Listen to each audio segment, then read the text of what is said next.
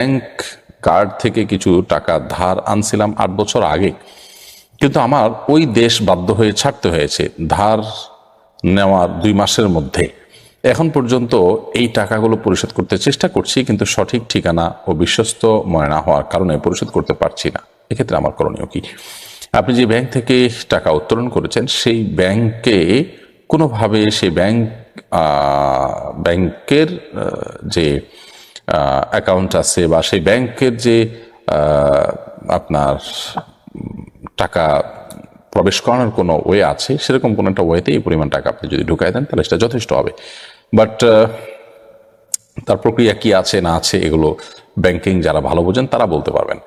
আপনি এরকম কোনো ব্যক্তির পরামর্শ নিয়ে সেখানে এটি প্রবেশ করিয়ে দিতে পারেন। এমনকি এটা দেশের বাইরে থেকে, অর্থাৎ যে দেশে ছিলেন সে দেশ থেকে বাইরে থেকেও আপনি সেখানে টাকা ডিপোজিট বা ট্রান্সফার করতে পারেন, সে সুযোগও থাকার কথা। সো এ বিষয়ে আপনি সংশ্লিষ্টদের সাথে পরামর্শ করবেন যারা ব্যাংকিং ভালো বোঝেন, তারা আপনাকে ভালো বুদ্ধি এবং পরামর্শ দিতে পারবে। যদি কোনো ওয়ে না থাকে, কোনো পথ না থাকে একান্ত, তাহলে সেক্ষেত্রে আপনি ওই পরিমাণ টাকা সাদাকা করে দিবেন সবার নিয়াত করা ছাড়া। যাদের এটার মালিক যারা, কেউ না কেউ তো মালিক, আল্লাহ তাআলা যেন তাদের কাজ দান করেন তাদের তরফ থেকে।